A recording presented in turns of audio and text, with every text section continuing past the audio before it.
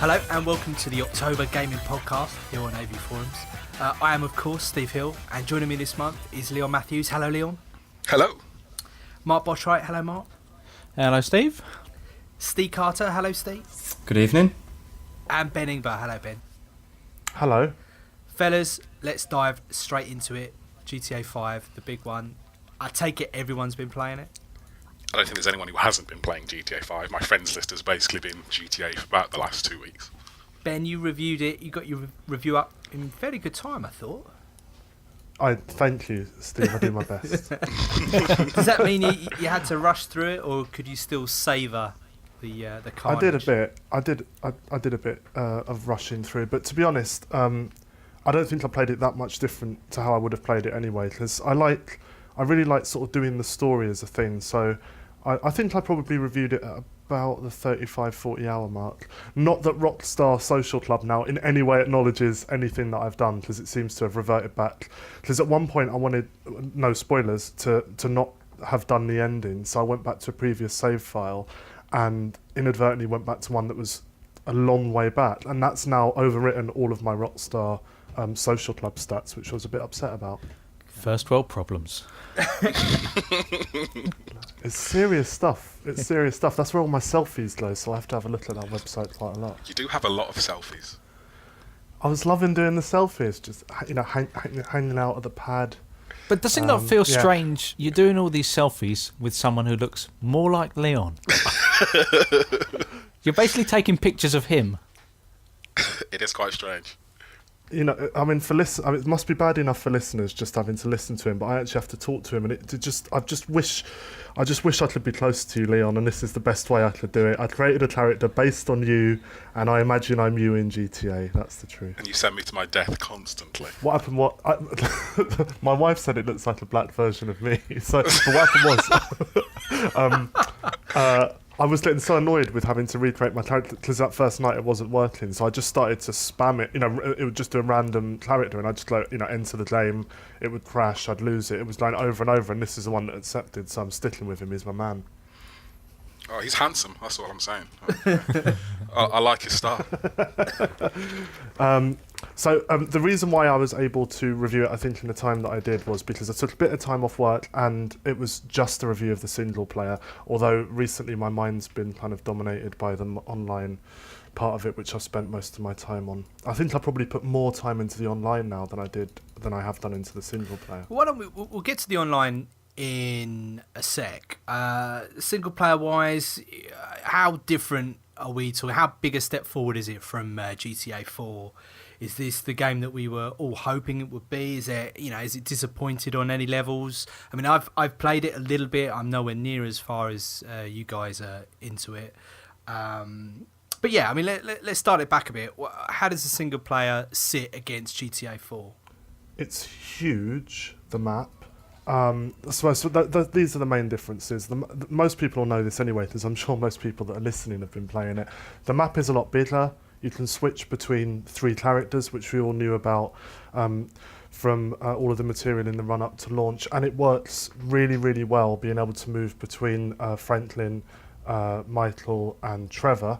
The characterization is better than it's ever been before. The plot is better than it's been before, for the most part.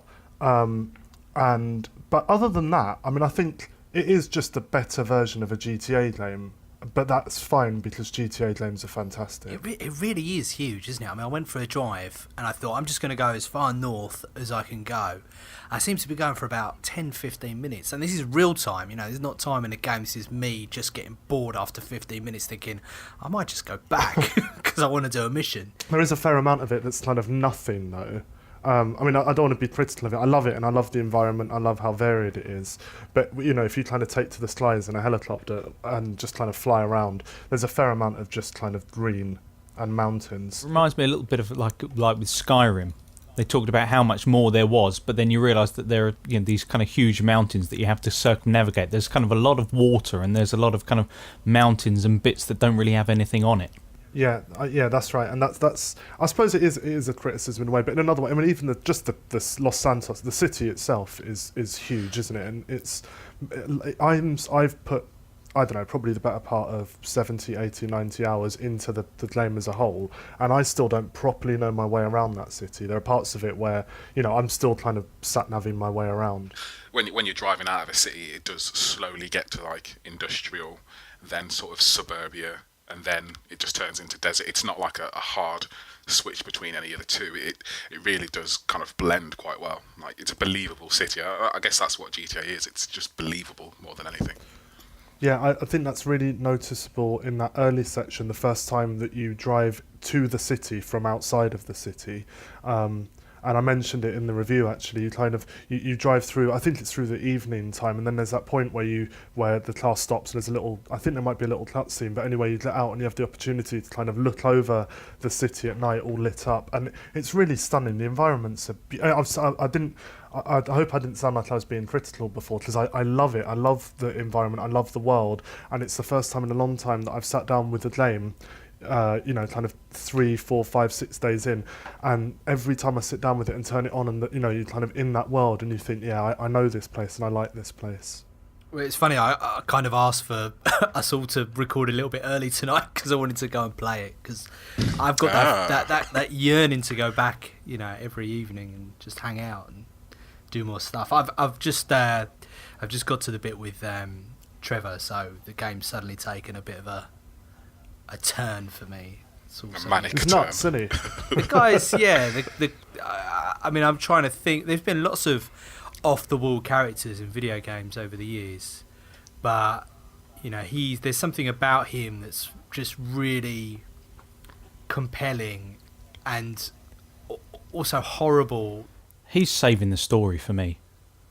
I've got to say, the rest of the characterisation I was getting a little bit bored by, but as soon as Trevor kind of turned up, all of a sudden it piqued my interest. I'm willing to play all the extra little side missions with Trevor, but I'm kind of ignoring it with the other characters. I don't know whether I'm wrong for doing that, but I just think out of all of them, he just kind of puts them into the shade. It's just, that's what I expect from GTA characterisation. Absolute nihilism and a sociopath. And don't try and hide it. Don't try and dress it up as anything. Yeah, it's almost like they've covered all bases, haven't they? With Michael, Franklin, and Trevor, they've kind of got all of the escapism covered. You can be whatever you want to be. You want to be the cool, suave, but hard-nosed Michael, then you can do that. If you want to be Franklin, which is a bit sort of rough around the edges, but a bit boring, really, you can do that. And if you want to be out-and-out nutcase that is Trevor, then it's all there for you. I think that is the smart thing about it. Like, they have covered all of the bases, and not just gameplay-wise. I think when you're playing Trevor, I don't know about anybody else, but when I am playing Trevor, I have no compulsions about just shooting people in the street. Just literally, I get to Trevor and I'm doing the worst horrible things because, hey, it's Trevor. But when I'm Michael, maybe I'm just rolling around listening to the radio and stuff. I don't know, it's weird. I kind of fall into the roles of those characters. No, totally. The rampages also work perfectly as Trevor. Some of them are incredibly funny as well, I have to say. If you played the kind of hipster rampage... No, I've not got there yet. The guys are trying to chase you down on like Vespers and everything, and then there are hipster women as well coming out of alleys shooting at you. It's that point where you just think, is he seeing this, or has he just lost his mind? At the end of it, there's just carnage in the street, and you just think, no, perhaps he's just flipped at this point. So, do you still like Trevor then, Mark? I don't. How far are you in, I guess, is the question, because for me there was a point, and I think for a lot of people there was a point, without spoiling it obviously, but Trevor turns for a lot of people at some point in that game. Are we talking, kind of breaking the Geneva Convention here kind of moment? That's good enough, yes. Honestly, it didn't really bother me that much, because I think it's almost like this weird, kind of like a weird visual feedback loop that Rockstar are doing with the type of satire that they're trying to lay out, which is they're satirising other things, but are they satirising the game? Are they satirising gamers as well? Are they saying, will you be willing to do this when you don't really have a choice? I think it was just... Do you know what it reminds me of? It reminds me of the satire in RoboCop, the original RoboCop, just that kind of poking fun at the the madness and intensity of modern life in a city as sprawling and as crowded as one say like Detroit back in that movie, or Los Santos in this case. It's kind of media gone mad and world gone mad and capitalism gone mad. Yeah, and all the monologues usually, I think Trevor's monologues usually have the most kind of cutting up to the minute, little asides about the world as it is. He's talking about the nature of, foreign wars and the like, and really it just kind of ties into the fact that it's a hyper reality. It doesn't really actually mean anything. If you just take him to be like just a symbol of the world gone mad, he's a little bit like, I don't know, more like the comedian in Watchmen. He's just absolutely reveling in the carnage that's going on around him. But at a strange time, you do some of the side missions, and there's a kind of warmer side to him, with the mad British couple who are chasing stars. I'm not there yet. There's some great humour, and he kind of takes to other characters quite well. He's so off the wall and so completely unpredictable that I think that's what you really want from GTA. You don't want to be able to tell where it's going. One thing definitely sticks in my mind though about this GTA game and every other, and I don't know whether I'm going to be alone in this, but the combat is really, really annoying. I don't think it's that fun to play. Something makes me go back and carry on playing it. I think I just love being in the world, but the combat is really irritating. I'd agree. I quite like this. I think I'm warm to it because I looked quite good at Max Payne 3. But it's not good. It's online. It's not particularly intuitive. Yeah, no, it's not that's slick. what I'm saying. It's really clumsy and really annoying. No, but I'm quite good at it, so that makes it great. Because I'm normally so crap online at anything.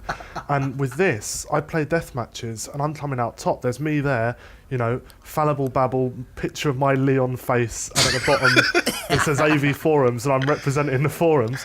And I'm there and I'm number one and I'm loving it. But yeah, it's clunky, and the hand-to-hand is just it's amazing that they Is the let it auto aim stand. still online? Is it still Snap 2 online? Yeah, but I was playing it last night, and as far as I could tell it was, but there was a lot of people on the forums saying that it's off as standard since the patch, but that's not been my experience. As I understand it, I think if you turn it off in the single player, that will go over to your preferences in the online, so therefore then you'll only get put into lobbies with people who've got auto aim off. So it's either on or off. But I see. Off. Why would you turn it off? If there's an option to have it on, then you have it on, because there's going to be somebody who's got it on, and then that ruins the experience for everybody because they're Superman. Yeah, no. I think it's always lobby. It's always one on or off. Oh right, everybody is equal, right? Everybody. Okay, gotcha. Well, there are some weapons that just don't auto aim though, aren't there? Because I was doing. I don't want to slip ahead to the online stuff. We can talk about that afterwards. Well, Is there more that we want to talk about the single player? We don't really want to go into too many spoilers. The narrative's pretty good. Well, can I just say one thing that they've got absolutely spot on, which always annoyed me before, which I complained about GTA 4, which is they've split up the missions nicely, which is you can just retry from a certain point. You can even skip, can't you? Yeah, they've worked in a proper checkpoint system, so if you drive all the way over to the other side of Los Santos, and then all of a sudden you find that you die in a crazy fireball because you're driving too fast, you don't go back to the original cutscene, which I just think is absolutely fantastic. And driving as well has been tuned in this. Driving is really, really satisfying, I find, in this. I never really got on with it in GTA 4, but here I can just happily, I'm just driving around all the time, just with the radio on. The cars brake, if it's not a pretty hardy car though, it breaks 2 crashes and you've got to change vehicles though. No way. Yeah. Maybe it's because I drive over at 190. I was going to say. So when I crash, it's game over. They I don't have follow made traffic rules. Easier to die, I think. But, I'm walking away from less crashes. Like I just crashed head on with someone and just flew straight through my own windscreen, which I didn't expect to happen. Yeah, totally. And, like we were saying about the combat system, Steve is right. That happened in GTA 4. If you go in too fast and you crash, you fly through and die. But I agree with Steve that the combat system is weak, but they kind of try and even that out by making you really, really weak. So like if you're out there with no body armor, you'll die instantly. A couple of cops show up, like a couple of shots, and you're gone. Well, I mean, I think the cops are a little bit of a problem, to be honest. Because I think that for a start, you can be in the middle of nowhere, shoot a couple of tourists in the head, because why wouldn't you? And all of a sudden, there's police everywhere.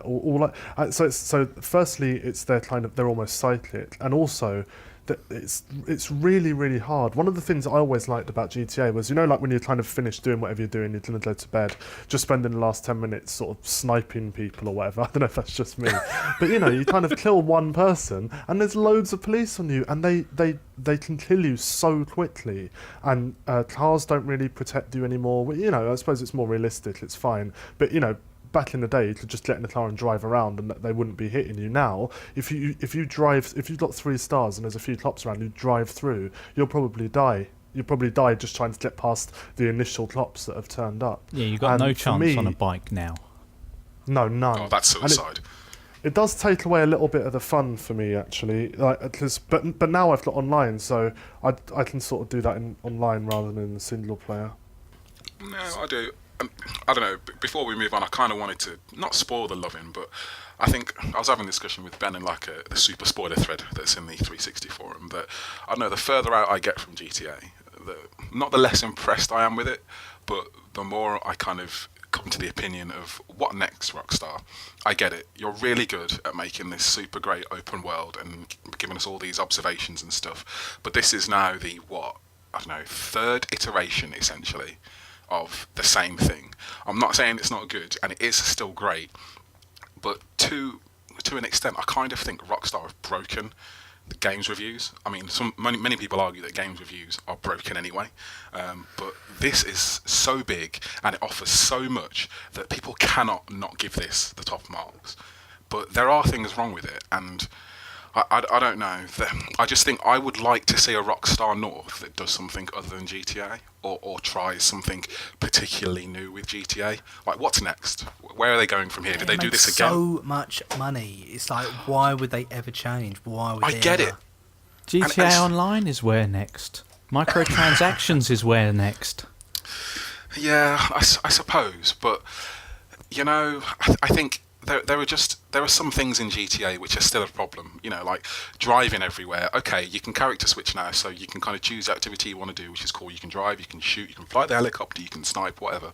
But I still found myself towards the end of the game, it's like, right, drive out here, especially when it's Trevor's missions, because he's so far out. You go and do it, and then it's like, right, it's over. Or you've got to go and do something else, and it's like, oh, the next mission is all the way down here, and you've got to drive for another 3 to 4 minutes or whatnot. And it did, as Mark was saying in one of the podcasts, I'm complaining about driving a car in a game called GTA, but that problem still exists. And I don't know, a lot of the periphery stuff as well. Like, I mean, it's great that they do tennis, it's great they do golf and all this sort of stuff, but I never really spend any decent amount of time with that stuff. Why would you? It's just, I know it's there. I've got no interest of going and doing it at all. What do you mean, why would you? I'm great at darts. I saw you playing that earlier, actually. Was it earlier or yesterday? Yeah. Yeah. I don't know. It's just... GTA is great, but it's really good at being GTA. And everybody's just decided that GTA is great, so it gets top marks, and there's no room for it to become anything different. It doesn't need to become anything different. It can do this to the end of time and get 10 out of 10 every time. Yeah. But can't they just pop up with a Red Dead Redemption every few years, or not to do that game again, but just to do something different?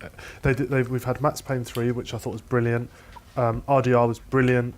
And I really like GTA 4. I think, like, for me, I like the stuff that they do, and I think there is enough variety. It's not like they're churning out one of these every year. It's not Call of Duty, is it? It's not, and that's a good point. It is a fair point, yeah. At the same time, it's like Call of Duty gets burned every year for doing exactly the same thing, right? Just because Rockstar leave three years in the middle means we're fine with them doing the same thing. I think it's changed suitably. How is it significantly, apart from the character switching, what has actually changed? Well, there's a whole new story that the single players kept people you compare the response to the single player of Call of Duty with the single player of GTA. All right, I'm not trying to compare Call of Duty and GTA. That's not a thing. I'm just simply saying that What how have they different done is to push it on? yeah. Well, how different is this GTA from the last GTA? Do you when you played GTA 4, like right at the start of this generation? I don't know about you. I wouldn't have thought that what they've done with GTA 5 on the same console was even possible. No, and that is very impressive. It is Technically, it is a impressive. triumph, yeah, for sure. Yeah, and the world, I think that's my thing with GTA. I love the world, I love being in that breathing city and everything, but we've been doing this living, breathing city thing just better and better for the last 3 GTAs now. And I don't want to sound like I'm down on it, but I just want to know what's next. Where do they go from here? What's the next GTA? Is it the same thing, just 3 times bigger? They make the shooting better.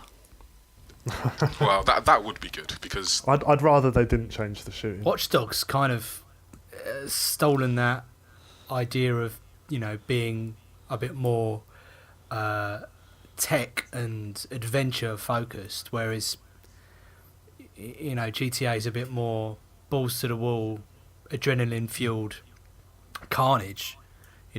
Watch Dogs could be argued it's a thinking man's GTA, even though we haven't played it. I know we haven't played it, but I'm saying on the face of it, if they pull it off, then that's the bar raised right there. I'm not saying they will, I'm not saying they won't, but if it proves to be what it looks like it could That be. is a big Assassin's Creed shaped if.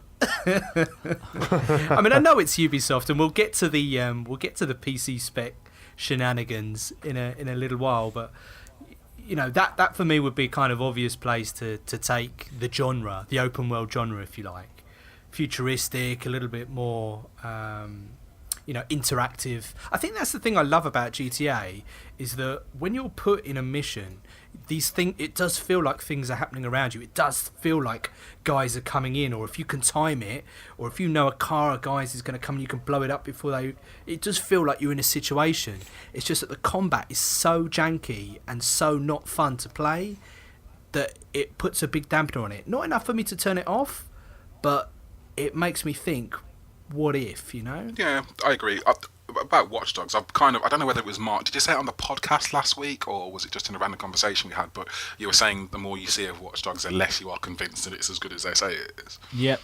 And I've since you said that, I've been kind of going, you know what? I think you might be right. Like, all they're showing is raising bollards and blowing up gas pipes and looking through cameras. And it's in everyone's interest that everyone thinks it's amazing as well. New consoles coming out, they want you to believe that it's going to be amazing. So yeah, I'm just hoping there's a lot more gameplay there than they're holding back on a lot of gameplay. If those activities that we've all seen in the trailers are the only things, then it's nowhere near GTA, because GTA has the scope, and it's kind of like Battlefield in a way, where it's not how you do the mission. Although in GTA I somehow think I am the king. I should be a tester for like Rockstar, because I am the king at failing missions in the weirdest and wrongest ways possible.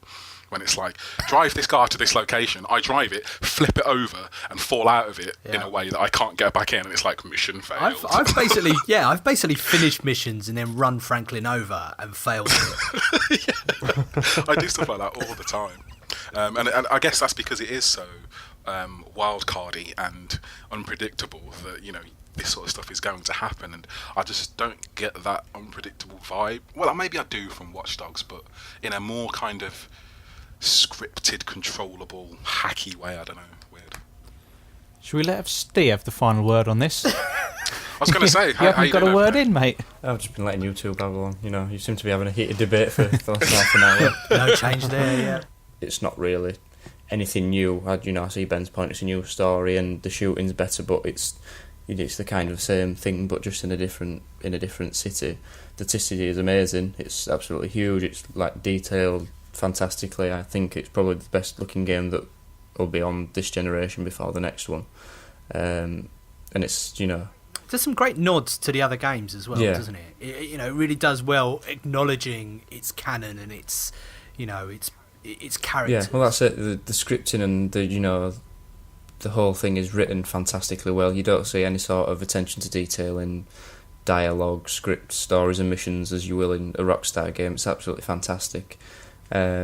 Trevor's probably by far the best character in it because, of his, crazy antics and the amount of time you switch to him. He's laid out somewhere, he's been sick in a fountain, he's just in his underpants behind a wheelie bin, But like I said, he is a sort of representation of like the current, the current climate because he seems to be more grounded in a way than Michael and Franklin because he's, aware of the situations that are going on, the economy, America's situation, with Iraq and so on.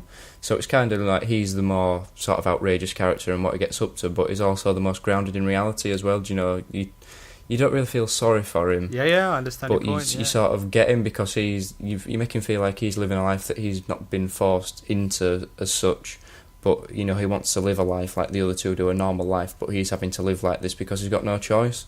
So it kind of sort of blurs the lines between, what's, moral sort of goings on that you normally would in real life. So it's kind of, you don't get attached to characters like this in any other game, really. So I think from that sort of perspective, it's probably the best or one of the best games that we've had on the 360 and the PS3 for sure. Let's talk about the online. Mark, you are due to do a review for the site. How's that been going? I know it was delayed initially, and I've not had a chance to go online yet. I know there have been issues. Have you found it? In short, I haven't. I've managed to get online. I think it's pretty much stable now for me. Fingers crossed. You on the Xbox or? Yeah, I'm on the 360, and it's just been a lot of kind of different errors.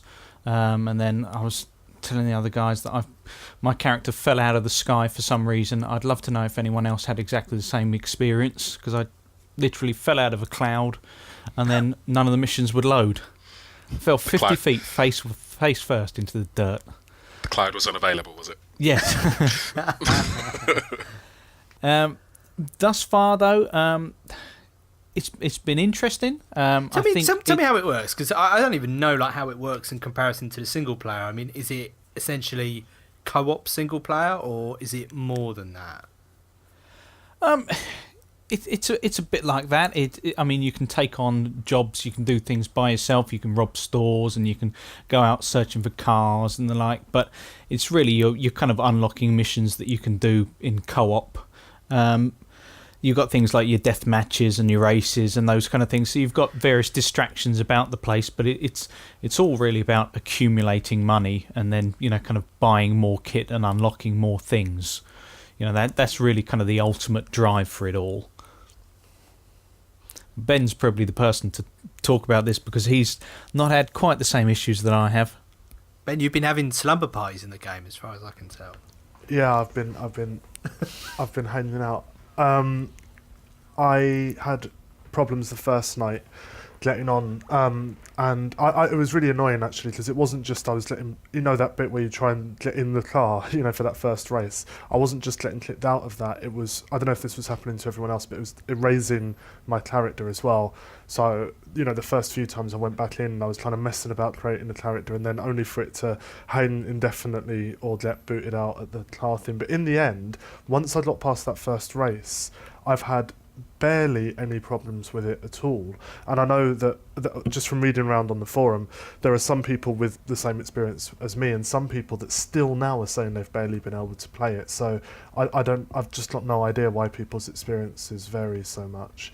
But yeah, I've put in quite a lot of time. I think I'm level 20 or so, and I've spent a bit of time with different people from the forum on there, hung out with my friends a little bit, and probably the most frustrating thing for me is it's quite hard to make sure that you end up on a server with friends. For some reason it just doesn't seem to want to let you do it, but the times where I have done, I've had a great time with it. Yeah, the open world effectively acts as the sort of the hub where you can go off and do your different missions, so you can spend time in there going around and shooting people. There's things to buy and all that kind of stuff. But that's kind of the jumping off point for going and doing your death matches and your other things. How many people is it per server? 16. 16, yeah. Right, okay. Yeah. I mean, that's still kind of fun, I guess, if you can fill it with forum peeps. Yeah, it's weird because you'd think, oh, given the size of that world, 16 isn't really very many, but actually, you kind of bump into people quite a lot. Because everyone kind of tends to be in the city or out, kind of in the places where, because that's where all the things are. That's where your mod shops are and your gun shops and all that. So it kind of people hang around those areas. There's some really interesting, fun things to do. Like you can go and hold up stores.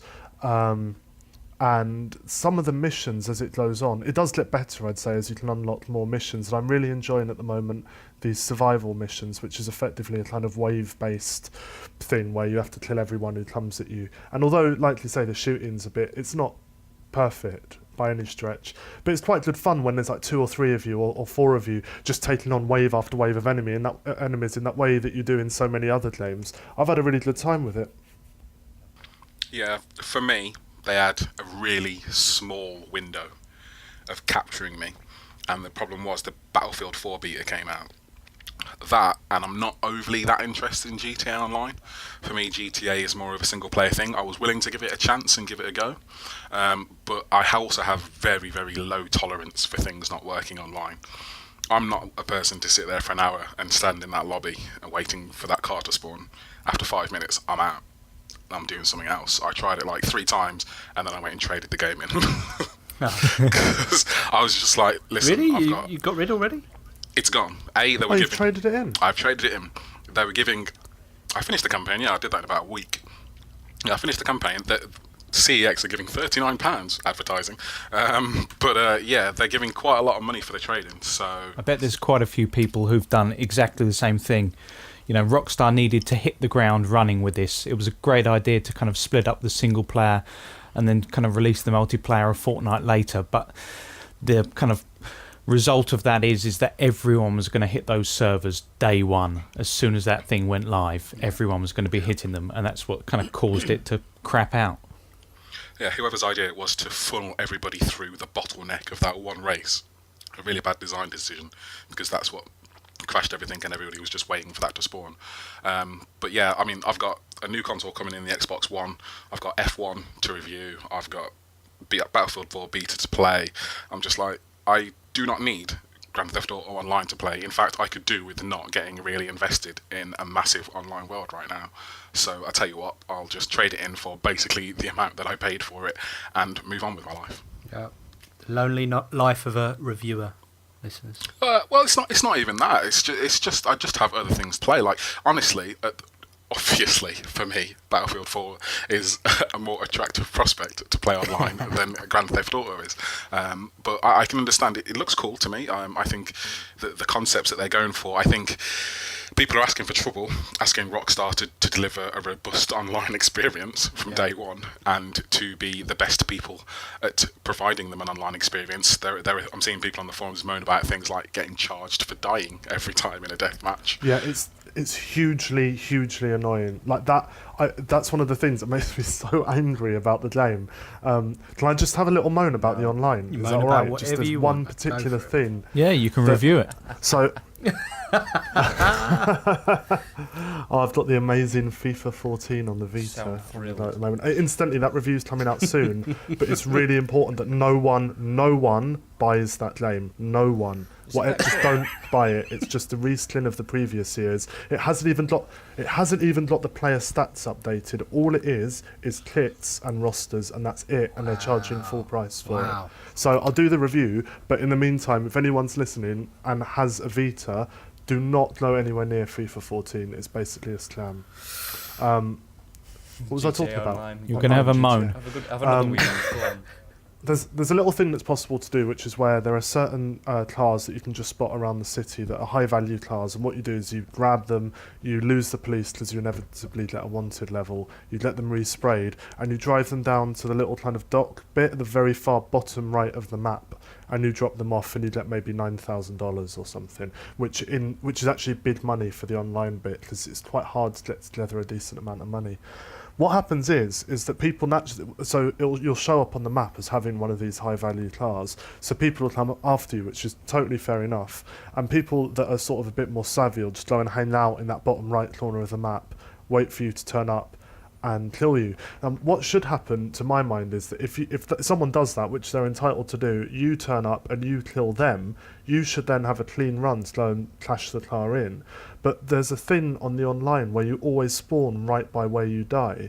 So when that happens, if you turn up with the car, someone's there ready to ambush you, but you get the better of them, they're just going to respawn, just round the corner again, and you end up sort of locked in this endless cycle. And it's the same if you've just got griefers on there that are just kind of after, they pick on someone. Every time they kill them, the person who's been killed will respawn in more or less the same place and just get killed again straight away. And it's a real, every time you die, you lose, I think, around about $2,000, but it seems to be inconsistent. So, mate, but when that's like basics in online gaming these days, isn't it? That kind of little buffer zone that you get. Shouldn't it? I mean, it should be. Yeah. I mean, you get about 10 seconds of invincibility, if that, but no distance. Right. So you do get it, you just don't get the proximity. Yeah, but what it should, I think that basically if you kill someone, they should pretty much respawn on the other side of the map. For me, I mean, especially like there could be something where if you've been killed by the same person more than once. Or just something like that. Something that just makes it a little bit more sophisticated than them respawning around the corner. And the thing for me is I got annoyed with it, and I was kind of on the other end of it. There was a bloke that turned up. There was a bloke that came after me when I had a sort of hit on me. So you can put hits on people, and then you get money for killing them. I had one on me, and he kept coming after me, and I just kept killing him over and over and over and over again. And it was just like a waste of everyone's time. It's like, what are you doing, mate? Just leave. And then in the end he gave up, and I went after him, and I killed him over, and it was me that. And it's just stupid. It kind of makes a mockery of the enjoyment of getting away with it when it comes to other players, and the amount of money you lose. Like I say, look, that high value vehicle thing, you have to find one, lose the police, drive to a spray place, get all the way down to the bottom right of the map. You're talking about a good sort of 20 minutes investment for $9,000 or so. Yeah. If you die once, you can lose a couple of thousand. Harsh. See, Sounds very GTA though, to be fair. But is something being that GTA good for an online experience? That's the problem for me. It's like the massive, huge city, and what Ben's talking about is Rockstar are not exactly an online developer. That's not their focus, so they're having these problems of like spawning and whatnot. But also just the map being so big and the chaos that generally ensues, and the combat of a GTA game not particularly being great anyway. Is that what I want for an online experience? If I want to purely play this online from now on, here on out, I'm not sure the GTA world and engine is what I want to go into. Personally. But the missions themselves, kind of like Max Payne 3, I really enjoyed Max Payne 3's multiplayer, like the shooting stuff. And what I really liked about this is some of the races, it's just all of the missions can be really good fun. So if you just don't bother with the open world, get yourself in a lobby with a few decent people, and when you finish one mission, you can automatically or you can vote to go on to the next one. And I spent last night probably 4 or 5 hours with one other random bloke, and we had some great races that ended up kind of almost neck and neck. We had some great shootouts. There were times where other people came into the lobby or they left, and I had a really, really great time with it. But the open world's a bit broken for me at the moment. Well, let's get everyone's kind of rough opinions. Ben, obviously your reviews on the site, so we can all read up on your thoughts in detail, but it's a game you've got no problem recommending? No, of course not. Yeah, don't let it. Yeah. Leon? Yeah, I mean, it's an awesome game. It's brilliant. It's, as Steve says, it's like one of the best looking games, implemented games we're going to find on the 360 at this point. I just think it's wise to like look at this in a way which isn't just GTA is the greatest thing ever. Don't we all love GTA? And just give it a little perspective and maybe think perhaps there are some ways when it could be improved. Yep, I don't see why anyone would have picked it up already. To be honest, I think it's shown in the amount it's sold. The highest selling game, beating Call of Duty. I think everyone's pretty much played it, and with good reason. An insane amount of money. Yeah. I don't see any reason why anybody fan of any genre shouldn't be playing it. Even if you'd play it, it's not for you. Borrow it, do whatever, play it. You'll be missing out if you don't. Yeah. Mark, you echo those sentiments?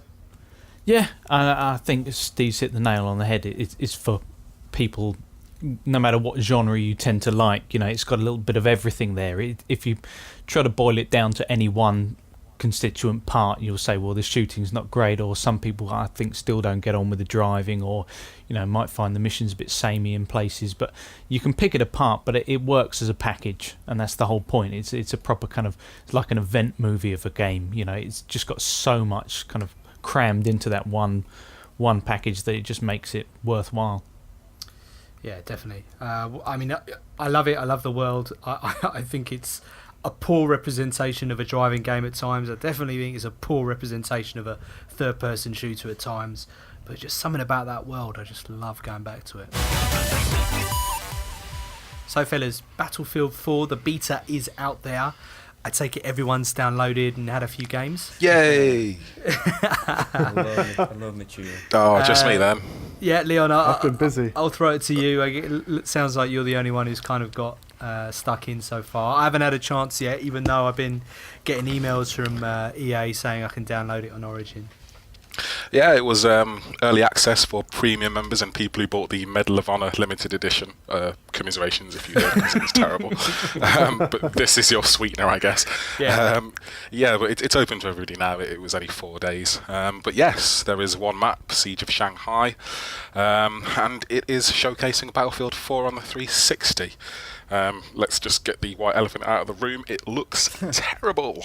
It is absolutely awful looking. Really? I wasn't expecting to hear that, actually. No, and it's quite weird, actually, because I don't know, a lot of people on the forum appear to be judging their buying decision of Battlefield 4 on the Xbox One on the Xbox 360 beta, which plays well, but... It is ridiculous because the Xbox One is obviously more powerful and yada yada yada. It's going to look completely better, and I think also on the Xbox 360, Battlefield came with an install of HD texture pack, which this isn't included or anything with this beta. It's only a 1.6 gig download, so textures look horrific. It's not great, let's be honest here, but playing it. It is solid and it's good. I mean, they're building on Frostbite, they're building on Battlefield 3. It's more of an incremental upgrade on that rather than a jump to a new engine or anything like that. But it is really, really good. Granted, it's playing to my sensibilities because it's a first-person shooter. But it's the things they're doing with Battlefield. I mean, they like saying only in Battlefield, it's tanks, it's planes, it's buggies, it's everything. They're adding on to this with their, and I'm going to use a marketing term here, Levolution. What sort of a word is that? Who says that? Yeah, that's right. The levels evolve. So in the Siege of Shanghai, there's a massive skyscraper in the middle, and it's got some pretty obvious pillars around that. So if you take a tank and shoot at the pillars enough, the building will fall down. There's a capture point at the top of it, and when you take it down, it's in the rubble at the bottom. So as it stands at the moment, all that anybody does in any game is the first thing is take the tower down. Everybody wants to see the skyscraper come down. Does it look good? Nothing looks good in this. so let's seems say an odd move, doesn't it? If they knew it was going to always look a bit disappointing, to put the beta out on a platform that is going to be old hat within the space of 6 weeks, it does seem an odd move. But then I guess they've been promising it for so long and they couldn't not come through with it now. It feels like they actually are using this as a beta to fine-tune the gameplay, to find out what happens when... Which is what a beta should people, be, actually. Yeah, 1 million people play the game, because you can't replicate that. You cannot replicate that in any testing circumstance. You can't replicate 1 million people playing your game and doing the weirdest, widest things that they can think of. No, GTA are doing it, but they just haven't called it a beta. Well, yeah, that is case in point, isn't it? They would not have designed that first mission like that if they had... Well, I mean, they must have known loads of people were going to play it, but that's something that can only be realised in a real-world situation. But this is what Battlefield is trying to get out of. But there's not a lot to say about the gameplay. It is Battlefield. It plays amazingly well. Apart from skyscrapers coming down and stuff, there's lots of really cool interactive stuff in levels. It sounds stupid, but I'm going to nerd out on it. When, let's say you're driving over a bridge, there are little, those bollards you get, like in Watch Dogs where he raises the bollards to stop the police cars. you can do that in Battlefield. So if someone's driving over a bridge, you can raise a bollard to stop them real quick and then shoot them while they're in the car. You can go in lifts in buildings now to get up to the top and snipe them. Where there are shops. That's going to be the thing for first-person shooters this year, isn't it? It's like changeable environments and more interaction, and I think COD's promised it. It's certainly be in Titanfall when that comes along, and it's obviously going to be Battlefield 4. Yeah, verticality. Just throwing it out there. Yeah, but it really is verticality, because the problem at the moment is in the beta is all anybody does is get in a lift, go to the top, and snipe from the top of a building. It's the novelty. Yeah, it really is. So everybody's playing with the new things and such. But yeah, it is really, really good. But it isn't indicative of what the Xbox One version is going to be, because the Xbox One version is, I believe, don't quote me on this, but I believe it's 60 FPS. And it's going to be 1080p, is it? I think there's still a lot of ifs and buts around the Xbox One version, and that's the problem. Nobody's really seen the Xbox One version on direct feed and exactly what it's going to look like, so people are a little bit worried that it's just going to be a poor man's PC version. I'm not convinced those consoles are going to do anything at 60p. I think the only one that's confirmed is Forza. I think Forza's confirmed at 60 FPS and 1080p. That's the only one I'm confident in saying that's definitely that. Yeah. God, Forza. Is that a bad thing? Sorry. I just my heart sinks. You know what? You know what someone said about GTA Online? They said, "Oh, the racing's all right, but it's not as good as Forza."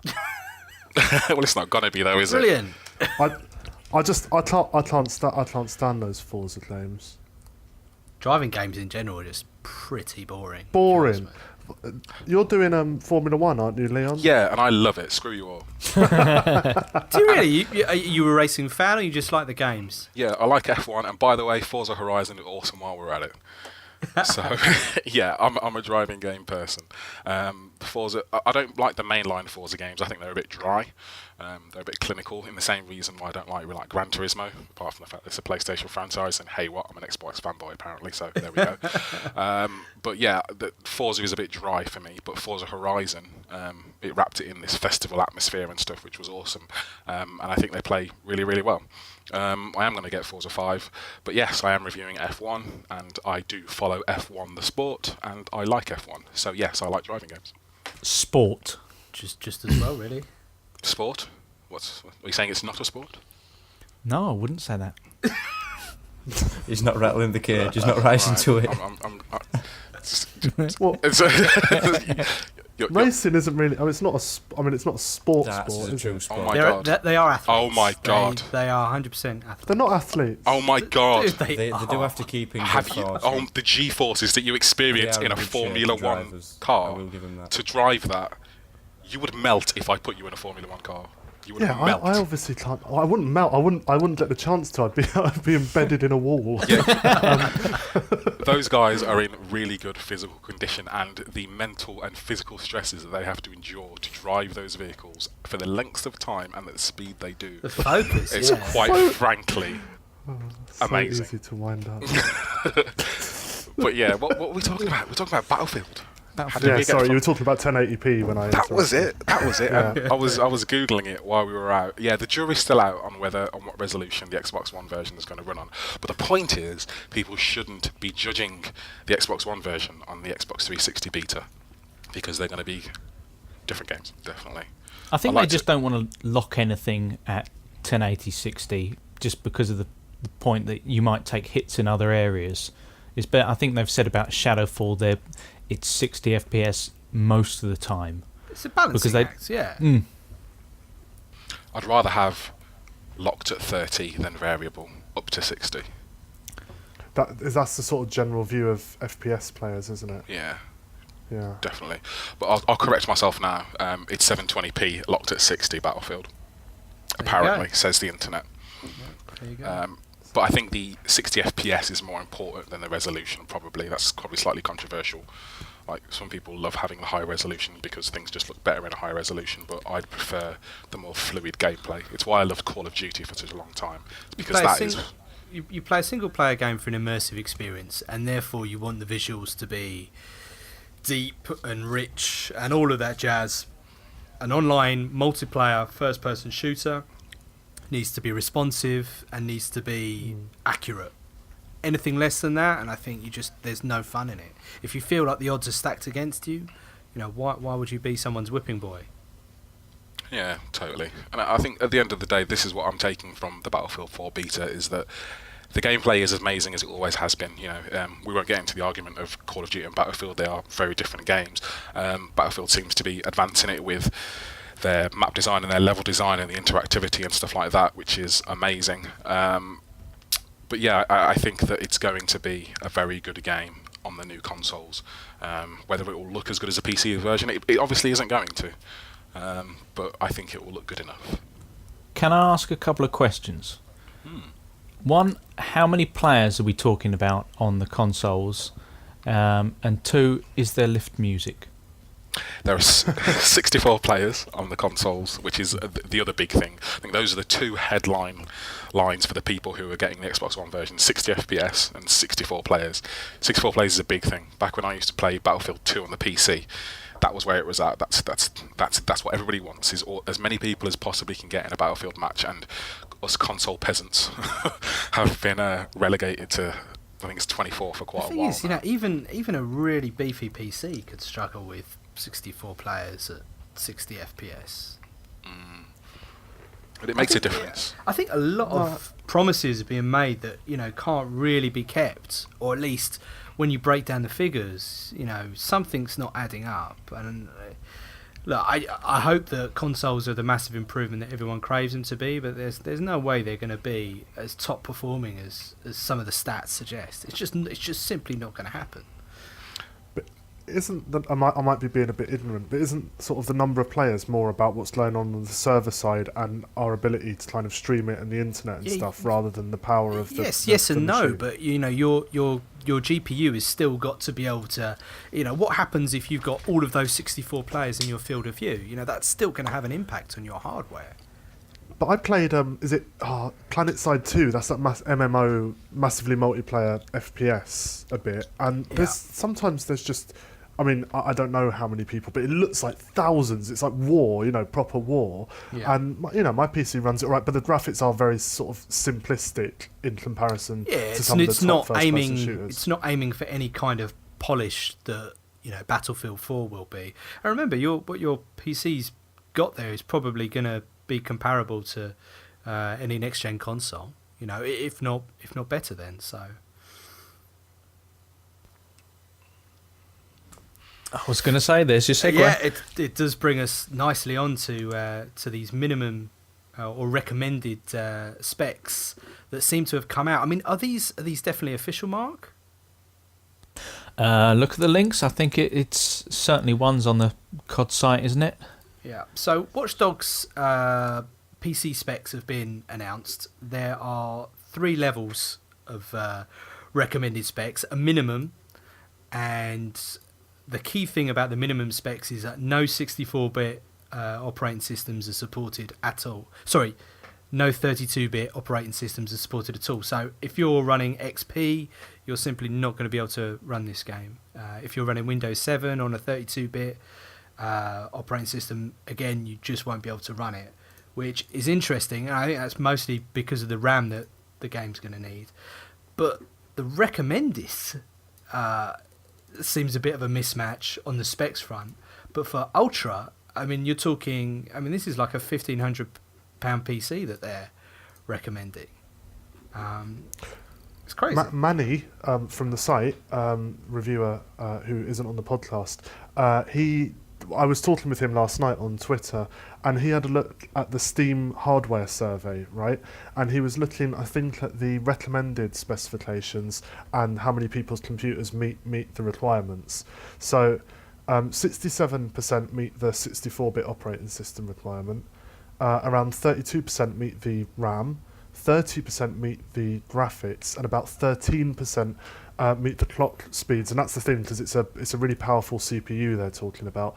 But that isn't all in one machine. That's how many people meet those individual elements. So it's probably safe to say that it's probably, maybe 1 in 10 Steam gamers actually have a machine that can play it at the recommended specs. I don't. I haven't got an i7. I've got an i5. I was going to ask, what can we say what you guys have? Like, what are you running, and where do you fall in this? Actually, do you know what? Maybe I do meet the specs. Hold on, because I know so little about this stuff. It's embarrassing compared with. Anyway, I've got so it's apart from the processor, the clock speed. I don't have that. So I've got an i5 processor. I have got 8 GB of RAM. My graphics card is a Radeon HD 7900 series, I think. And so on most fronts, I think I meet it, but it's that CPU which I think a lot of people will kind of fall foul of, because they're saying 3.5 GHz i7, which I don't really know many people that have got i7s. Because the thing about an i7 is it's got hyperthreading, which is something that has never been necessary for gaming in any way, shape or form. I mean, it's starting to become a thing, and it will be going forward, but otherwise it was just, it was a really obvious £100 you could save in building your PC. So Manny made a really, really good point. I was just looking at what he'd said, and the sort of last comment on it was, it's either something really special in terms of what the game can deliver, or it's an absolute mess, and that's why you need those specs. That's right. Well, in plain English, or it's been poorly optimised. Yeah. Well, the specs aren't accurate either. Exactly, that's also the other thing. But Ubisoft do not have a great track record when it comes to porting games to PCs, and honestly, some of this combination of hardware looks really plucked from the ether. I'm reading things like people are saying, well, did you look at the last time they said specs for, like, because also the Call of Duty ones have come out, right? Which are equally as ridiculous, apparently. Bonkers in their own way, yeah. Yeah, and people are going, well, chill out, guys, because they said some crazy specs for Black Ops 2, and I'm running that on a machine which is far less than those. So I'd imagine there's an element of that in this as well. I mean, I think most of it's just to let you play to open properly, that absolute bastard. Go away, you play. Nobody wants you. Nobody loves you. Yeah, it's horrible, horrible, horrible thing. I think the other very, very telling thing is, a lot of this information is coming out via NVIDIA, who, of course, have a vested interest in you buying high-end video cards and hardware. So, I'm not saying for a minute they're feeding you misinformation. I'm sure, they're doing everything above board as they should be, but like looking at these COD specs, 50 gig of hard drive space. I mean, how 50 gig to install the game fully on your machine? I mean, can you imagine? Steve's going to have to start downloading that now to play in time for Christmas. I tell you what, I actually pre-ordered the Xbox One the other week, and it comes with the Call of Duty package, and I actually didn't realise until I got home that it was the digital version, and then I read it and saw how big the file was, and I thought, there is no way that I'm going to be able to download that in a less than a week. Christmas 2015. Yeah, exactly. I'm going to have to make my Xbox portable to bring it here to download it on my brother's connection. It's a right joke. I remember Force Unleashed had a crazy download size. It was something like 20 gig, and that was because it was doubling up its textures or something. But someone had made a fairly big mistake, and it ended up, being missed and passed all the way through. And even to this day now, it's a massive download to play the game. But I can't see how Call of Duty needs this amount of disk space. Maybe it's got some amazing high-res textures of some sort, but even then, 50 gig sounds amazing. I mean, look, it'll be interesting to see, but I just don't understand. So, the PC Master Race. I was just going to say. This is my time to go, ha. Do you need... this is my point. This is why I play a console. I do not want to be in this arms race. I do not want to be... You guys have, because this console generation has lasted so long, you've all been rubbing it in our faces for the last 3 years, going, ha, our PCs are awesome, because your old-ass consoles are crappy. And now we're getting new consoles, and all of a sudden the specs for the PC version of these are stupidly high, and people are upgrading their PCs now? So what? Are you guys spending a grand and a half on this stuff? It's quite a limited view of the PC thing, though, Leon, because there's a whole load of other advantages to the PC. I've got consoles and I've got the PC, and I'm really big on the indie game scene. I like Steam. I like what Steam makes available. I like what prices Steam sells for. and elsewhere. And it's true, yeah. I mean, the AAA, like, there is always going to be a kind of limit to what you can do in terms of the big AAA games. But that is only one part of it. Don't go I get bringing that, reason and balance into it. Did Exactly. you not hear his opening gambit? It was ha. all of a sudden, it's like I get it. Don't get me wrong, and I'm not playing it apart, but I am kind of reveling in it slightly because I am kind of sick of PC people going just better PC because I'm so much better. If you're looking at this next gen console and thinking, you know what, I want to build a PC, and then you see those Watchdog specs, you literally would not know where to start. And suddenly, if you go by the recommended specs, you find yourself sort of 1,200 quid in the hole while you're speccing it out. And you think, really, is it really worth all of this effort for it? Steambox. Yeah, but see, is Steambox going to be able to run that though? That's the question. Yeah, surely not. Surely not. The thing that's tiny little box, you wouldn't have thought that's going to be able to run specs like that. If you look at the Steambox specs that Valve gave out, they gave out such a wide range of them. Like one of the Steam boxes apparently will have a Titan in it, and the other an Nvidia Titan. Which Is that like the £1,000 graphic card or something? Yeah, exactly. It is. So let's start it back a second. So Steam made some big announcements a week ago. Is that right? Have I got that right? I think it was a week ago. Something like that. Their own operating system, which is pretty massive, very, very ballsy, very ballsy. They released the specs for their Steam box, and the third was a controller, which we've had conversations about controllers over the pods over the years, and I have never seen anything like this before. I mean, how cool did that look? I must say, control of that thumbsticks is a hard sell, a very, very hard sell. Do you think so? It's an easy sell. Easy. Kudos for the trying. Well, I mean, it depends how sensitive the touchpads are going to be. Imagine for someone like Leon who plays shooters a lot, I can't see the touch thumbsticks being very precise or as responsive. They're high resolution trackpads. I apologise. So they're going to be hypersensitive. It's not actually a replacement for a controller, for a traditional joypad. It's basically trying to replicate the keyboard and mouse experience. So dual trackpads with haptic feedback and a touch screen, symmetrical design, and I'm all sold. I'm aboard the hype train. When did Valve give you a job? Can I say, is that a press release? Mark's an executive over here. I'm with Mark. Fantastic. I think it sounds very exciting. It's interesting, but I don't think it'll take off as they're expecting it to. But haptic feedback. Okay. I love the way you said that. Haptic feedback. Like what? Okay. Well, all right. Let's talk about the operating system first, because I imagine this is going to be the hardest sell for you guys. The idea is that you can source your own hardware or their recommended hardware and install this operating system for free. Install Steam and all the games purchased via the Steam store, and they've promised that there will be media capabilities and all the stuff you'd expect from a modern PC going forward. Is that an attractive option to you guys, just as we sit on the cusp of the next generation of console coming out? Could you see yourself ever building or buying an off-the-shelf machine and installing this operating system?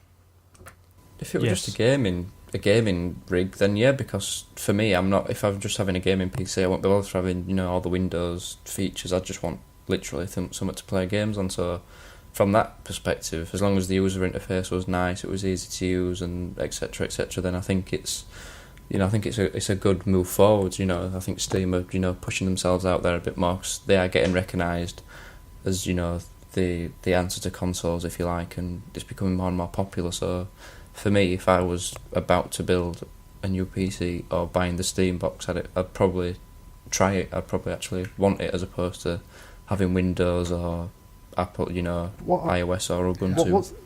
What's the advantage though? Because why not just have Steam on Windows and also have everything else? So you want to cut out Windows. That's basically the point. Gabe Newell doesn't like the idea of closed operating systems.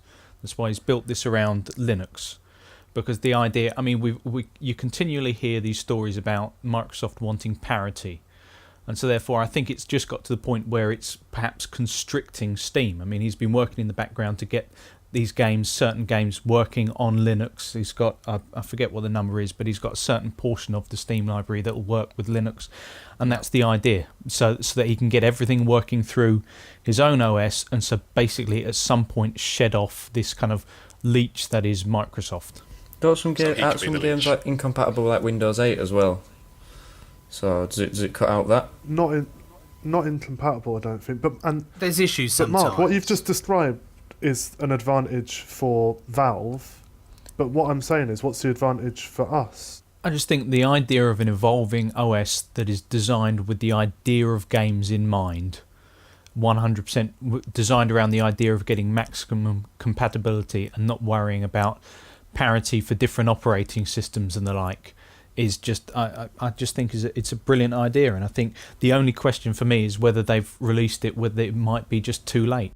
I think it undermines a lot of the advantages of PC gaming. So right now I can go to GOG or any of those sites, buy games from anywhere. The reason, one of the main things I like about PC gaming, there's nothing to say they won't allow other services to exist or supply games to it. I'm not saying there'll be an Origin store on there or whatever, but even then they've got to be thinking anyone that owns a Steam box will want games from EA and stuff like that. So they'd have to provide for it, wouldn't they? I'm sure they would. There are I'm a sure lot of games will. that aren't on Steam. Because you just end up in the same closed environment. If they were to limit it to Steam, you would end up in the same closed environment. He would be everything he he said he wouldn't be, exactly. I'm pretty sure they've said that you can dual boot, you can do what you want with Steambox. It's going to be as kind of adaptable as you want. Well, it's a PC, it's not exactly. up to them whether it can dual boot or not. It comes with the territory. No, but if it comes pre-installed with an OS, you could naturally put in something to try and stop people, being able to tinker quite so easily. That's the difference between Linux and Windows. It's the whole idea behind it is that it's open and it's adaptable. Look, I'm the converted. I'm sorry. Yeah, I just don't buy it. I don't buy it that much. Like, I don't know. I don't think it's a bad idea. I don't have a problem with any individual aspect of this, like the controller. Okay, it's weird, but I actually think it's quite cool that they're trying something different with the controller. When was the last time anyone tried to push controllers forward? Okay, given the new PS4 controller looks pretty cool, blah blah blah, but they can't be faulted for that. This looks really, really interesting. Yeah, totally. The OS, it's just Linux in my eyes, but okay, whatever. And the Steam box. My problem with the entire package is, who is this for? Who is buying this? Okay. No, but the thing is, like, anybody who knows anything about building a PC, which at this point is quite a lot of people, because the barriers have been taken down so much that unless you really are completely technophobic, then you're probably not going to be able to do it. You're just going to build a PC and you're going to have Steam on it and you're going to have exactly the same thing. Or if you actually are that technophobic, then you're just going to go out and buy a console. I think everybody likes the idea of a Steam box, but there aren't that many people who would actually buy one. I'm not convinced. I think something about this feels very well timed. I don't think it's coincidence. I don't think that all of this momentum behind next-gen consoles can live up to the hype. I mentioned it earlier in the pod. A lot of figures and stats have been thrown around that just something doesn't add up to me on the hardware. Whereas these boxes, they definitely will be able to do it. In what way? Sorry, I don't get what you mean by they don't add up the hardware on the console. A lot of the next-gen consoles are being sold on the idea that it's going to be this far better, richer experience. I think it's just basically going to give gamers what they should have been having for years. I think if all of these minimum specs, for example, all of a sudden been ramped up and they're saying, do you know what, hyper-threading going forward is going to be really, really useful for games. It seems to me like, Steambox and Nvidia, for example, are positioning themselves to say, right, you know what, 4K, high-end, this is where it's at going forward. Next-gen gaming might end up being a little bit of a disappointment for some people, or an audience which have come of age and have got a bit more money to spend. Maybe that's where they think their customer base will come from. Well, this is the thing. Like, I don't personally, I'm not one of those people who thinks that console gaming is going to leapfrog PC gaming this time, which it hasn't really done in the past anyway. Nothing is going to change. The PC is still going to be the more powerful platform. If you want to get the best graphics, then you should still be building a PC. Nothing is going to change about that. Even the new consoles that are coming out are going to be below PCs that people have on their desks right now. So if you're one of those people who wants the best graphics you can see, then the consoles are just the wrong thing for you. It's all about the lifestyle and the different packages in the ecosystem and the things that you want from your experience. So you're right. I mean, if you think that the consoles are portraying 1080p 60 FPS as the end of the world, then people are being missold. But I don't know. That's not what I'm looking for. What I'm saying is I actually agree with you in that it does seem strange. Who is this for? And I'll tell you who it's for. It's for people that aren't yet converted to PC gaming. So someone obviously believes that there is going to be a chink in the armour. There is going to be an in, if you like. You know, something about their system will be compelling enough. I think it will be compelling if Valve can do a good enough job. I don't see a focused enough message in this, I guess, is where I'm going. I don't think if you're trying to simplify PC gaming so much that anybody can get in, I don't think you've done that yet, Valve. You're telling me that basically these things are going to range from having Titans in them to having graphics cards which are like a third as powerful or half as powerful or whatnot. That is weird, yeah. Like, you're not really explaining what you're going to do. You're going to have a Windows index which tells me that this game is a 4, and if I play it on a Steam machine which is this type, it's going to look as good as this. Like, how are you going to communicate that to the consumer? I can upgrade my Steam box. Is that going to be just buying a Steam graphics card and plugging it in, or am I actually going to have to unscrew the case and clip it in like a PC anyway? And make decisions, yeah, exactly, yeah. Like, do you know what I mean? It's not the experience, and this is what people want. And if they're aiming for the simplicity of, I can buy a console or I can buy a Steam box, it's neither here nor there to me which one I get, because they're both as easy to operate. Then the Steam box still has a way to go in my eyes, and that is where I don't think there's much of a market for it, because people who are willing to make that jump will probably already have a PC or be willing to build a PC anyway. I think that's really well said. I agree completely. I think it falls between the two things. And you know what? They're the kind of people that would go and spend £600-700 on a second system as well, because they're just in that headspace. Yeah, let alone that God knows how much some of these Steam boxes are going to cost. Well, if you're putting Titans in there, yeah, there's going to be a few. I think that's the other thing. Buy a PC that does all the things. The beta seems to have become a bit of a lottery. You know, all the people that. Sorry, Mark's just put a message saying you're wrong in the message thing. Why are we wrong, Mark? Why are we so wrong? You'll be able to sell all your Nintendo gear and maybe afford the bottom end Steam box or something. How dare you? That's a slap to the face. My Wii U's staying here. Look, I think I can fully understand how it's a little bit of a tough sell, because it's betwixt and between. You would assume that people who are already interested in the Steam library are proficient enough to build a PC, or if they want just ease of use, they'd go for a console. I think it's for almost like lapsed PC gamers, who I think actually make up a greater proportion of the market than many people assume. I think there are a lot of people who simply said PC gaming was too complex, so I went back to consoles. But then they look kind of at the Steam sales, and then they look at things, and they just think, I can't be bothered looking at what case fits what motherboard, and I'm not that bothered about trying to work out what kind of PSU goes in there. I would buy something off the shelf that works like that. The only value I can see in it is if you've got, in terms of the operating system, if you've got an old PC or an old laptop, from old as in, maybe 2 or 3 years old, knocking around, you can maybe install this on it and go around and play a load of kind of 2000, 2001, 2002 PC games. Or go out and play, your Deus Ex, and play a lot of the indie games that you might not be able to play elsewhere, like, FTL and those, those really great little games I think it's good for.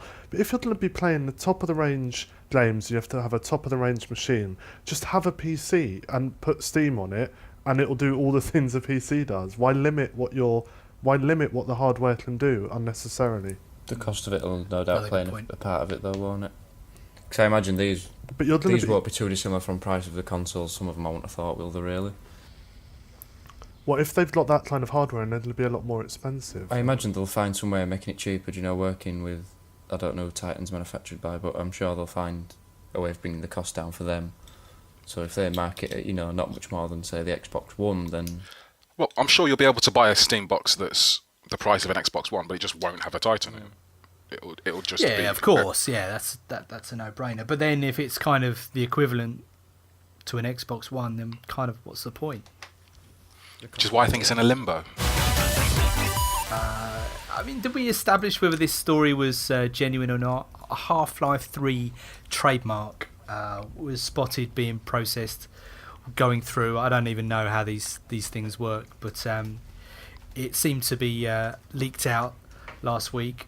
And it kind of timed in nicely with all the Valve announcements. Surely if they turn around and said Half-Life 3 is coming, it's going to be exclusive to Steam, that would shift units, wouldn't it? Totally. I think it'd piss a lot of people off as well, though. I think there'd be a lot of console gamers that are angry, but it was Valve, and it is, I think they would be making a good move, giving it exclusivity, because it would shift Steam boxes for sure. I had a convo with a friend the other day, and we speculated that, has it been too long as well? Is there a generation of gaming now that generally it doesn't have a clue what Half-Life is or even care? There will be. All the kids that are playing Call of Duty won't even know what Half-Life is, will they? They won't have played the Orange Box or anything. So it's not necessarily the AAA title that, we may all think it is. No, how can it possibly live up to the hype? Someone on Reddit actually described it as the best marketing ploy of all time, because anytime Valve want a lot of attention, they say, we're going to announce something. And everyone's like, it's going to be Half-Life 3, it's going to be Half-Life 3. And it just gives loads of attention to whatever it is they're doing that inevitably isn't Half-Life 3. But listen, if they were ever going to do it, this would be the time to do it, no? No, the time was about 3 years ago, mate. It's done. It's done. I'm a really big Half-Life fan, but as far as I'm concerned, it's dead to me, man. I do think that they've left it a bit long. However, a bit like with GTA, it's one of those games where I don't think they really need to manufacture that much hype, because people will buy it just to be able to have the conversation about whether it's good or not. How many people actually read reviews about GTA 5 before they bought it? They were pre-ordering it for day one before they even really knew anything about it. Yeah. The Valve rumour was debunked eventually, though, wasn't it? It was, it came off some sort of trademark site, but then that paperwork disappeared off the website. EU's Office for Harmonisation in the Internal Market. Yeah, I think that's the other thing. It's like, even if it was going to come out, it's such an obvious way to leak it or fake it or whatever. And, who's to say that the trademarks aren't already wrapped up and sewn up, every few years automatically anyway. It's all kind of... But it doesn't make any sense, because, we know that someone must be working on it in some form or another, either if it's just the mechanics of an FPS. Do you think so? Do you think that's the case? I think someone is chained in a basement like in Saw, and I think they're working away on it. There was a screenshot from something, and it was like a Valve employee application where they... it was Left 4 Dead 3, yeah. Yeah, they check bugs in different games and stuff, and they had a list of games, and like Half-Life 3 was there, and I'm sure Portal 2, 3 was there as well or something, so I don't know. There's always rumours and stuff, but I'm kind of with Ben. They should probably just leave it at this point, because no matter what they do, can it live up to the hype? Left 4 Dead 3. God, I would give anything. It's for coming. That it's right coming. Now. It's coming. It's going to be. I didn't really like Left 4 Dead. I loved it. I thought it was brilliant. Yeah, I'm with Steve. I didn't get it. Didn't grab me Left 4 Dead. Yeah, me either. You know what it is? I think this is. It's better. It is better on PC. Left 4 Dead. Start No, genuinely. Yeah. You've climbed back into your ivory tower, have you? Listen, I'm a lover of all games apart from mobile And games. FIFA 14 on Vita. They're the only people I look down on. We all have a... No, but FIFA 14 on Vita's a scam. Have I not made that point? Do you know something else about FIFA 14 on the Vita? When you buy... So all it's got is kits updated and the roster's updated, and when you buy it, they're not up to date. So like Ozil doesn't play for Arsenal. So if you haven't got access to the internet, you end up basically with FIFA 13. Oh my god. It's an absolute disgrace. It should never have existed, and I just can't believe they've been allowed to get away with it. Typically, yeah. Anyway, reviews coming soon. Sounds like the sort of thing someone could bring some sort of trading standards case against. And this is the other thing, right? So on the front cover of it, it says FIFA 14, and then in a little red box it says Legacy Edition, right? And a little asterisk. And then on the back of the case, it says a little asterisk, only contains kit and roster update. But when you go onto a website, where do you see the back of the case? Where does it show that on Amazon or Shop2 or Zavvi? It doesn't anywhere. This is like your Erin Brockovich moment. You should get your own feature on BBC. Not really, because how many... You can change the world. It's everything that's wrong with the whole industry, summed up by one snidey little slam of a move by EA.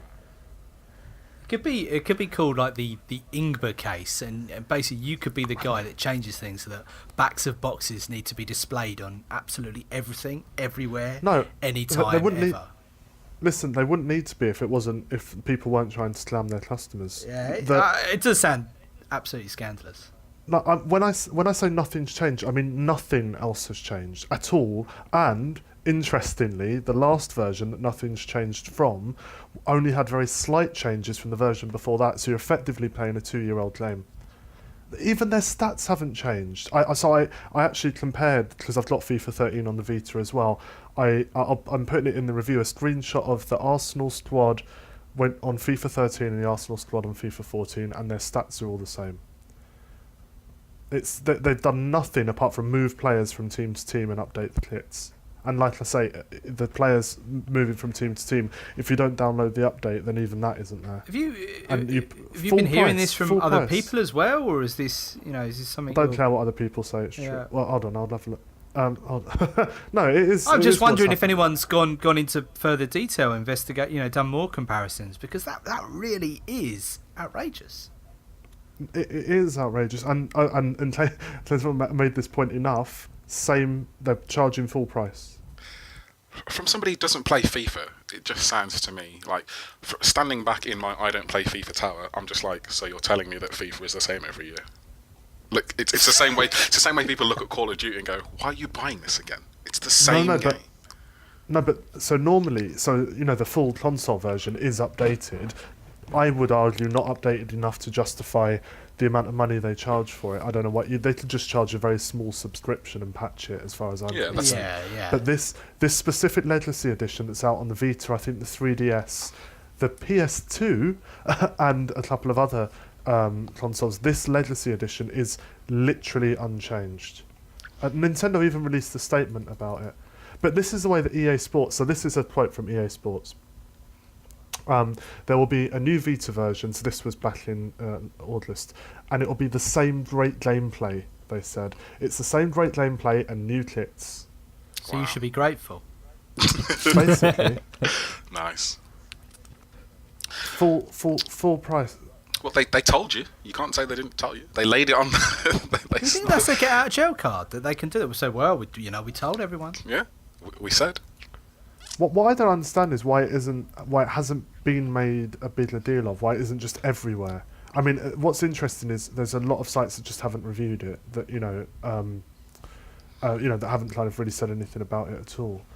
But I really think it's a disgrace. I really, really do. I think I think that they should be taken to task over it, but I don't know by whom. You. Yeah. Erin EA Brockovich. I'm going to take on EA. Me versus David Rutter. EA rant. Anyway, yeah, so the review will be up, and I'll make all these points, but the most important thing to take away is just do not buy the game. Even if you haven't got FIFA 13, don't buy this game, because it makes it seem like it's alright. And I feel fairly confident in saying the majority of people that have bought this haven't realised what it is they're buying. Do we have any reviews to plug, or Ben's GTA 5 review? If I ever get an online for GTA 5 review. Have you managed to do any of the reviews so far? Any of the missions? Have you made a Leon lookalike yet? No, Is that the objective?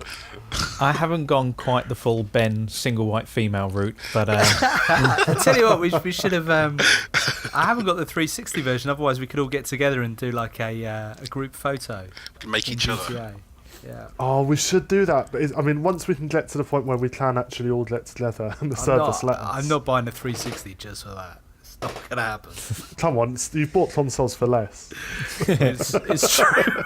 I can't deny it. Yeah, I'd also like to point out that on the last podcast you did say, I am not going to buy GTA 5. I thought I was going to get away with that as well. Yeah, no, sorry, couldn't let that slide. He said, I'm not going to buy it, I'm going to wait for a PC version. What happened? Well, to be honest, I totally believed that, and then I went shopping, and I went into my old favourite game, and they had copies there, and I was like, oh, I could play that this afternoon. So I thought, well, I've always been quite publicly critical of games, so I thought I'll go to HMV, and it was actually cheaper in games, so I took the walk of shame back. Of course it was cheaper in games. It's HMV. That's the reason why HMV went bust. I don't know. I'm used to buying games from Steam, so I'm totally out of touch of what, who does what and who the deals are. So yeah, I went in and they were like, do you want the bonus edition? And I was like, well, what's bonus about it? And they said, well, it's £15 more. Get a blimp. So I was get a like, map. okay. Yeah, they said you get a map, and so I was like, I don't need that. I got the internet. So yeah, I picked it up for the PS3, and I haven't regretted it. To be fair, it's been great. Fair play. Slumming it on consoles. Guys, what are you reviewing going forward? We've got lots happening in the next month. My review for Rain on PS3 should be up any day now. Hopefully by the time this podcast goes out, as well as a little 3DS game, Inazuma 11 3. And fingers crossed, at some point, the GTA Online review. Yeah, I think we're all keeping them crossed for you. Leon, you reviewing anything month going forward? Yeah, like I said earlier, I'm on F1 at the minute, so I'll be doing that. And then later on in the month, I'll be doing Rocksmith 2014, hopefully, which I am actually really looking forward to. You've always been quite handy at those games, if I remember rightly. Yeah, but this is real skills, This real is the guitars. real deal, yeah. Yeah, and I'm nowhere near as good as I am with a clacky plastic instrument. But yeah, I'll be giving it a good go. Steve, what you got coming up? This month, not much. The new Pokemon X I shall be reviewing as well, and I've got another one coming up which I should remember. Borderlands Game of the Year edition. I shall be looking at that as well. Okay, cool. Ben? I've got the FIFA 14. Don't buy it. FIFA 14 Legacy edition. Soon. How many words is that review going to be? It's actually not going to be particularly long. Because why review? Well, I'm not going to review this one. It's a waste of words. It's a waste of words. If you wanted to put it up there, then just simply said "Do not buy." Do you think? Do you know what? Phil would Does let that get through the proofing stage? Do you know what? That's funny that sure. you say that, because my wife said that almost word for word. If they can't be bothered to make a claim, you don't bother to review it. Just write, "Don't buy this claim," give it 1 star, and post the review. You can't do that. You got to give reasons. Mark, would you publish that? You have the final say. You can put the reasons. Just put the reasons in the comments, because no one reads the comments. I've had quite a good little debate on the comments of my GTA 5 review. I've seen you. I think it's been civil. There's been disagreements. No, but I think it's good, and people do feel quite strongly, rightly, I think, about the kind of social elements of it. How society reacts to it, and what's going on in the papers, and whether we should care or not, and all that. And I think it's nice that people are having a conversation, and it hasn't descended into swearing at each other. So Do you know what? I listen to a lot of podcasts from sites that do similar kind of publications, reviews, and all kinds of things. And I hear journos all the time say, never read the comments, don't read the comments. And I think it belittles their audience, and I can't believe that they kind of allow themselves to do it. And I think you should be commended for going in and standing up for your work and openly discussing it. I think I wouldn't have responded if it was people just kind of having a go with no argument for it. But everyone that's come on there has given reasons for why they think what they think. And what's the point on the internet of trying to change anyone's mind? No one's going to do that. But I think it's good people explain where they come from. I've explained where I come from, and it's all good. Absolutely. Credit to you. Credit to our readers and members. Yeah, top drawer. And I've got Batman, by the way. I'm reviewing Batman. Batman Arkham Origins. That's kind of as well. sneaked up, hasn't it? Yeah, it's out towards the end of the month. It's out on the 25th, so I'm doing that PC? on PC. And if I've got time in between, I'm not going to promise, but if I've got time in between, I might do a little review of Owning a Pebble. The watch. Don't do tumbleweeds on this. The Pebble smartwatch. Oh, I thought it was an indie game. I got you. I was with you. I thought it's called Owning a Pebble. Like, you know. Oh my god, you just sent a GTA Breaking Bad No, selfie, it wasn't didn't me. you? That was just off Facebook. Yeah. That's pretty Great, amazing, isn't it? though. Oh, we're gonna have to put that in the comments. For the listeners, maybe we can share it in the podcast thread. But someone's done. It's Michael, isn't it? Someone's done Michael up as Walter White off Breaking Bad in front of an RV and everything. It's fantastic. In the desert. In the desert, yeah. It's good work. Steve, we didn't mention what Manny is reviewing. Yeah, fill me in. I'm out of the loop. He's doing Beyond Two Souls. I meant to ask. Someone should have been covering that. Yeah, it's a big one, eh? Yeah, huge. It's a biggie. Did we all enjoy Heavy Rain? I never played Heavy Rain in the end, although I've been hearing that Beyond is not getting the loving that all the other Quantic Dream games are getting. It's a mixed I think they may have reached the cliff There of... seems to be lots of random low scores and then lots of random high scores. So They might have hit that we're making this too much like a movie point, but we'll see. We'll see what Manny thinks. guys, massive thanks as always. It's been a rather epic pod.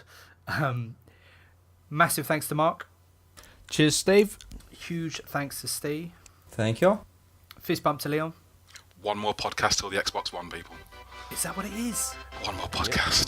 There you go. Ben, thank you so much. See you on GTA Online. And we will catch you all next month.